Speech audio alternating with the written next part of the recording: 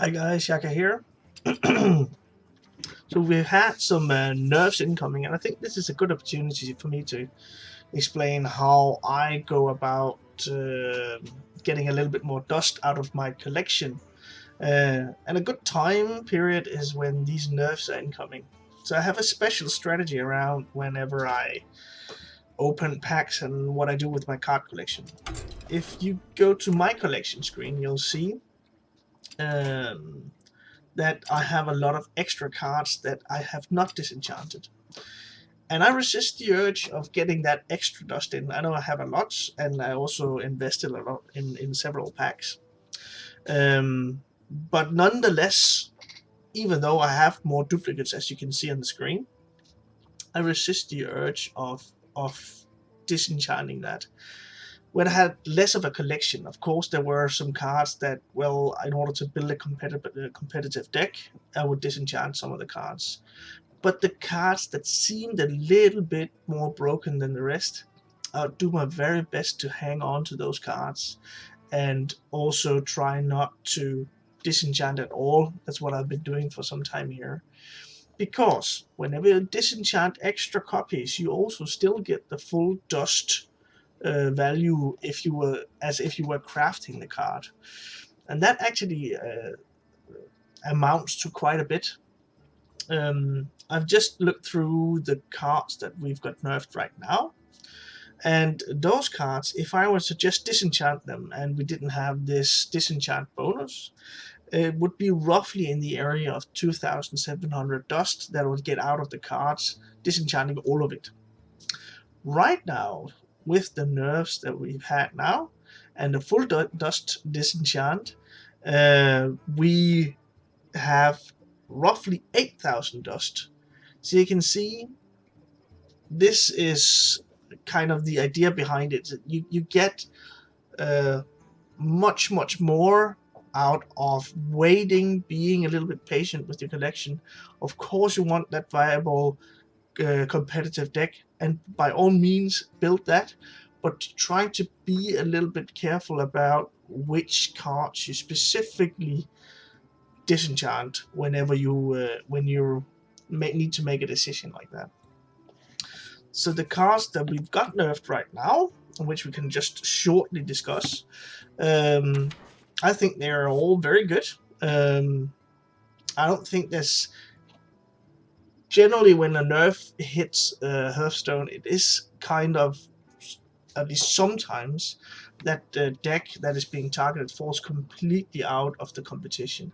I don't think that is really the case this time. And there's also going to be one card that got a nerf, which is Dragon Queen Alexstrasza, which I will not disenchant because I think this is good enough still to use in the Highlander decks I want to play with. So I'm not going to disenchant that card, but the rest, if we're going through them from one end, and I think that has been really annoying to play against, is the Necrim Apothecary. This guy here. I've lost my share of games to that one card, and that's kind of what a nerf needs to do, right? It needs to target that one card, which completely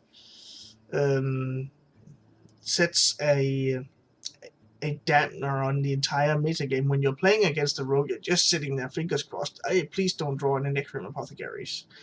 And of course, cards needs to be good and viable, but still on turn 3 sometimes when you coin it to 4, the nerf here is that it's been moved from 4 cost to 5, and just having a huge hand of charge minions on turn 6 or 7 or something like that, where you just get pounded down.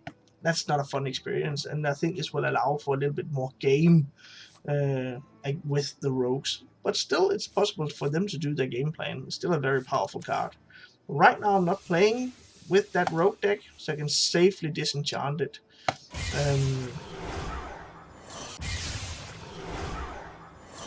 And since I get the full dust for it, if it turns out that I really want to try this out competitively, I can always build it again. because the dust that I will invest in it is those dust that I just got back right now. So no challenge there. Shaman got another hit again. Invocation of Frost got moved up, and I think that was a very good one. From 1 to 2 mana. And I have a bunch of those. And this actually amounts to, for instance, 10 Invocation of Frost. That's 400 dust instead of usually just 50 dust. But this is a very good disenchant. Sorry for the noise.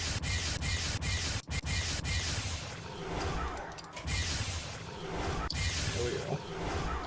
And again, right now, I'm not playing any Galakron Shaman, so it's fine. Another hit to Shaman, and I think that has been really annoying to play against.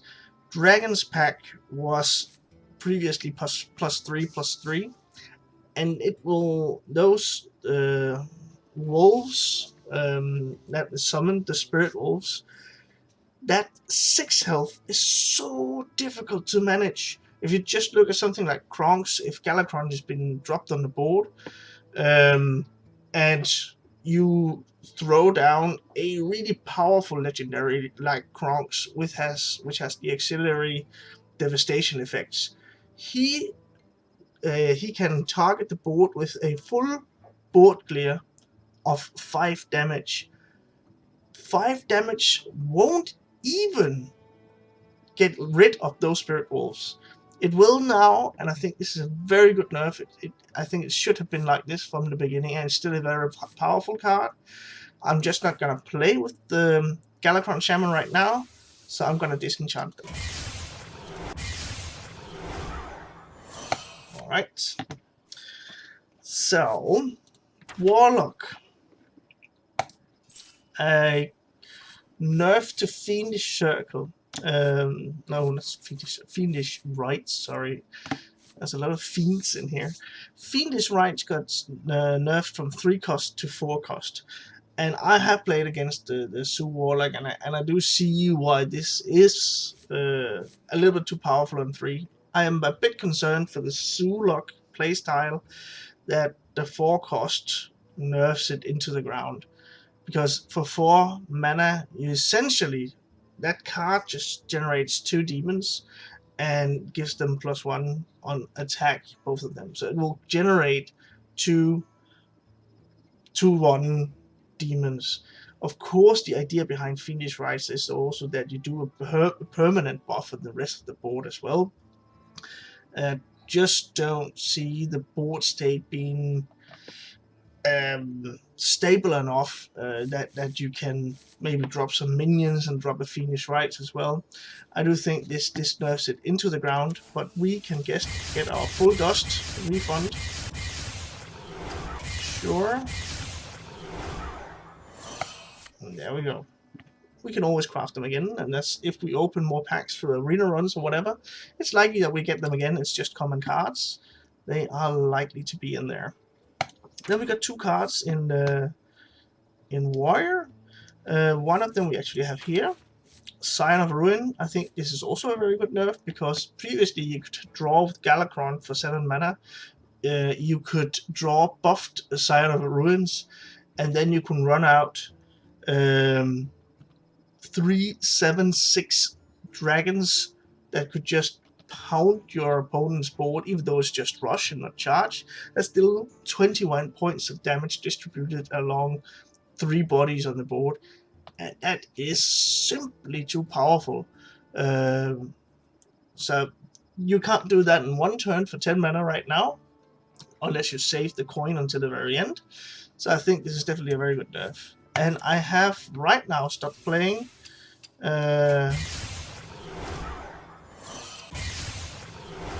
Galakron Warrior. I might pick it up again, because I do still think that it's a very powerful deck at the moment, but then I can just craft them again. And last one, I was so fortunate to open an anchor, as you can see in one of the previous videos that I've posted. And a golden legendary, that's really crazy. A golden legendary, if you disenchant that right away, then you can just pick and choose another legendary. a non-golden legendary. But when you disenchant a golden legendary card, you actually have enough to craft 2 legendaries. So this is definitely something that I will do, even though I was actually playing some Pirate Warrior just to check it out and see how it was. If I want to still play Pirate Warrior, I can just craft Anchor non-golden, and then I still have enough to craft another legendary. So this one definitely goes in the bin. There we go. A bunch of dust for us. Thank you very much. And that was the 2 nerfs in Warrior. And as I mentioned, there was the last one in neutral with Dragon Queen Alexstrasza, but that's the one. It's a slight nerf. It's just that Dragon Queen Alexstrasza cannot discover oneself. It can't generate another Dragon Queen Alexstrasza and then just infinitely you could drop for 0 cost 8/8s on the board and you just generate more dragons. I know it's a more theoretical kind of mindset around it, but at least that's something that is the nerf. Right now it's not possible anymore. So that was it. We got a bunch of dust, and I really recommend, if you at all have a collection where you can just leave stuff hanging until nerfs are being hit. I also have wildcards. We've also seen nerfs to wildcards. So leave stuff hanging around. Usually I do that each and every time there's a rotation. I play more standard than wild. I will disenchant all the extra cards than what I would need to craft the deck. So I will leave 1 legendary, and all the rest, the rares, the commons, the epics, I would leave 2 cards. All the additional ones up to like 7 or 8 or whatever, I'll disenchant that whenever they move to wild, and then I do have a lot of dust to build those competitive decks once they emerge in the different expansions. So that's my strategy. I'm not sure how you want to do it, but this is definitely something that gets you just a little bit more dust than you usually would be able to. So this is my clear recommendation to you. Stand your ground, and if you disenchant cards, try and see if you can target the ones that you can see. Those won't ever be touched by nerfs at all. So that's it. I hope you can take my advice and use it for something. This is definitely something that has helped me expand my collection quite a bit. See you in the next one, guys.